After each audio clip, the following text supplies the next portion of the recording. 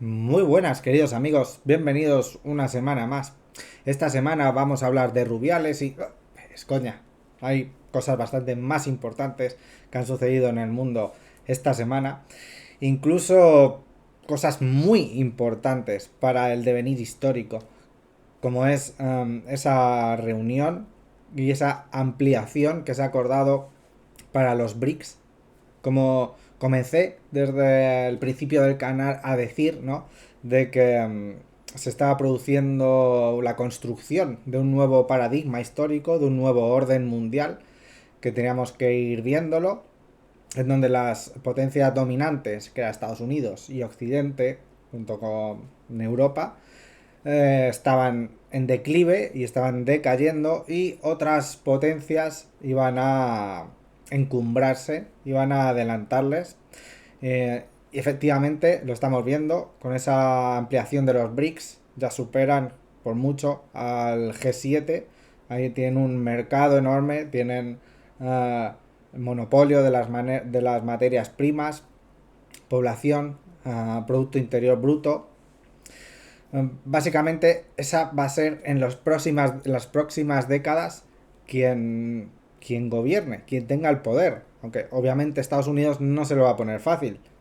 Pero si ya está sufriendo ahora, que está prácticamente para mantenerse a flote, ahogando a Europa, que es así que no va a contar para nada el día de mañana, lo que hemos vivido a finales del pasado siglo no se va a repetir, o al menos en, en algún centenar de años.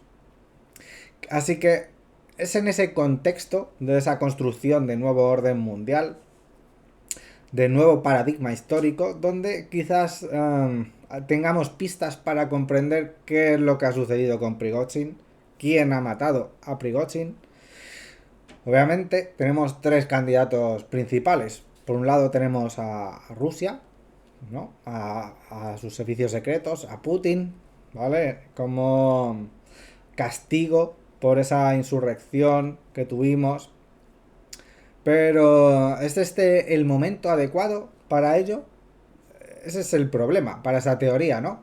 Porque tenemos en África ese nuevo esa nueva construcción de orden mundial en la que se está desencadenando un conflicto y, y es este el momento en el que Rusia decide poner un palo sobre su rueda en esa herramienta tan fundamental que tiene para África, que es Wagner.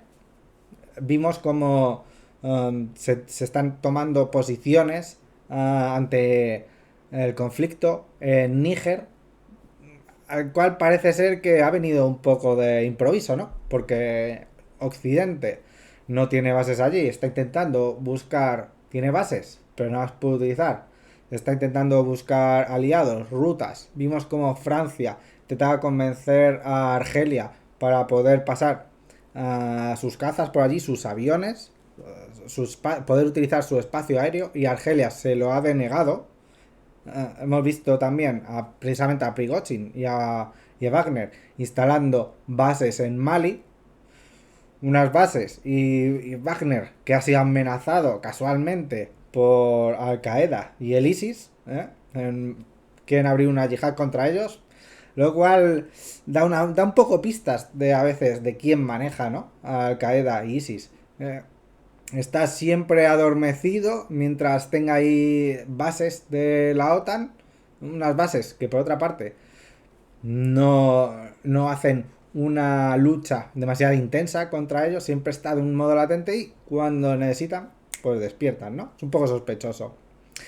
Hay otros países también, como Chad, otros, Burkina Faso, en los que se están posicionando del lado no solo de Níger, sino de Rusia, también de Wagner, ¿no? Es en este momento de construcción de infraestructuras ante un posible conflicto cuando decide Rusia deshacerse de Prigozhin, no solo de Prigozhin, sino de Utkin, que viajaban supuestamente los dos en ese mismo avión, saltándose las reglas más básicas del protocolo.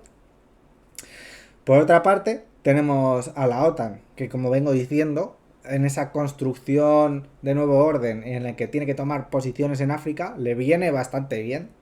pegar ese palo a Wagner. Quizás sea un buen momento para ello.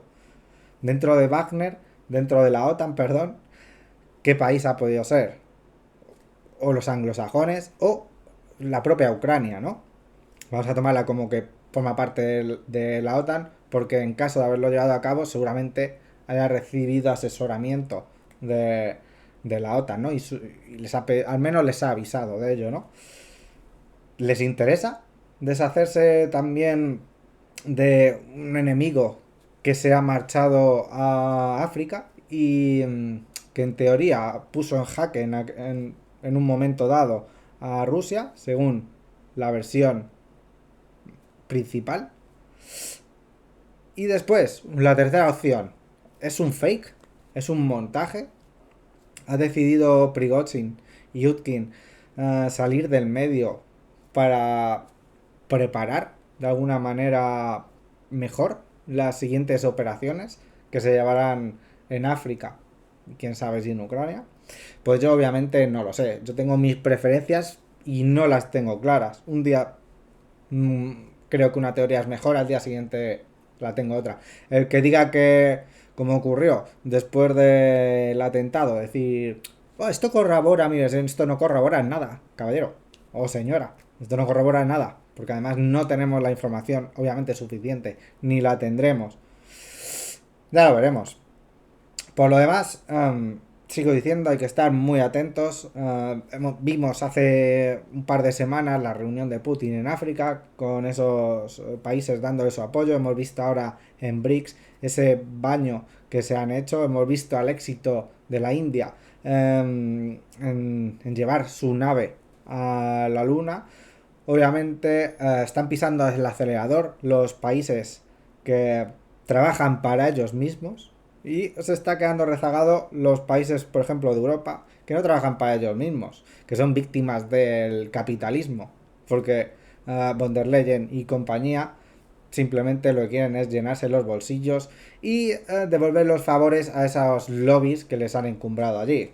Quizás el futuro sea ese. Habrá, por una parte, países que se han independizado de los lobbies, países como Rusia, que no es una democracia, pero que al menos su no democracia no está dirigida por empresas y por lobbies y por potencias extranjeras, y habrán otros países que serán víctimas del propio capitalismo, como es la Unión Europea. Muchas gracias por su atención. Un saludo.